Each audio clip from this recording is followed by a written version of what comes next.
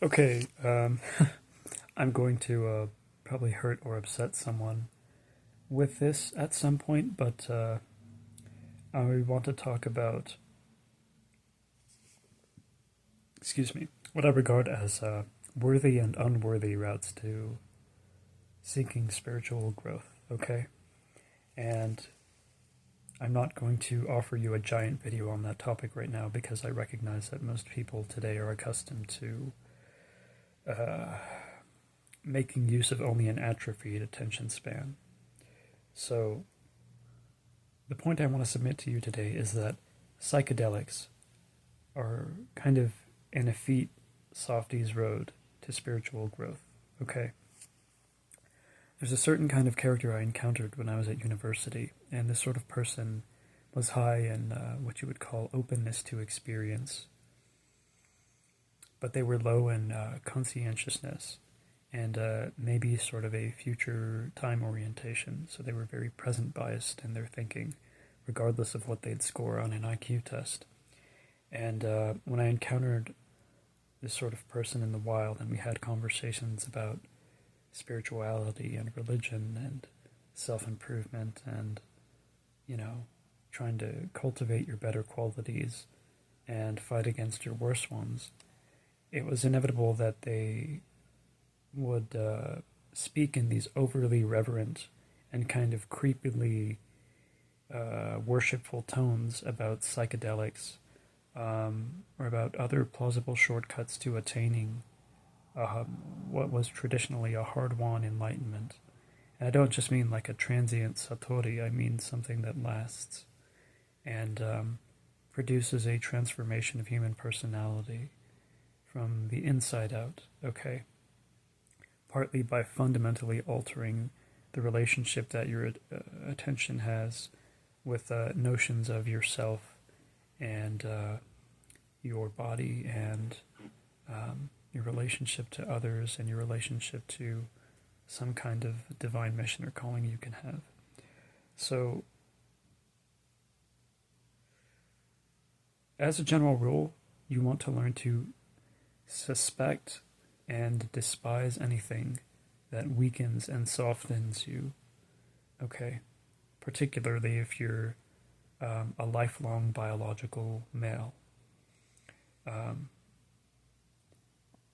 I'm not really comfortable serving in a leadership position in any place in life. I'm just a recluse who reads and writes a lot and constantly listens to music.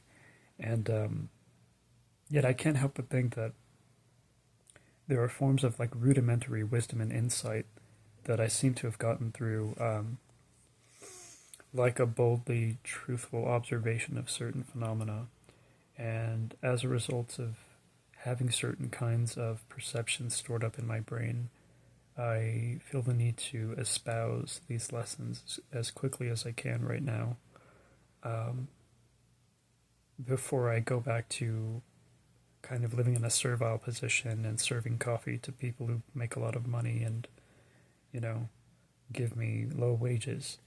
So, for the record, I don't perceive myself as qualified to have any authority over anyone else. But there's a concerning trend I've noted, not only in some comment sections on the internet, but just in some spiritual seeking subpopulations, which involves doing whatever feels good in the moment, okay? So, in sort of modern America, we live in a system within which immediate gratification is incentivized, and it's used as a means by which to enslave you to your baser nature in order that you don't self-actualize in a way that'll permit you to compete with thoroughly ignoble and kind of satanically self-interested so-called elites. Okay? Um, if you have a virtuous, sober, forward-thinking, monument-crafting population, then you also have one that is not going to be wasting all its time buying stupidly overpriced clothes or the boo boo dolls or whatever it is that's trending.